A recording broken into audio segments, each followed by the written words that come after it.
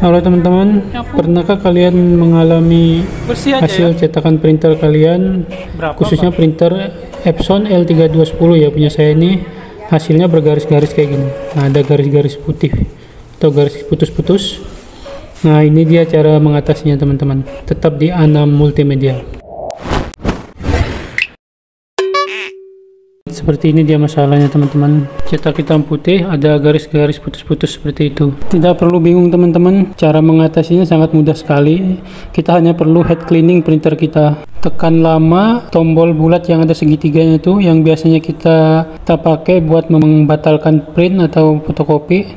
Tekan sekitar 5 detik sampai ada bunyi klek-klek gitu teman-teman.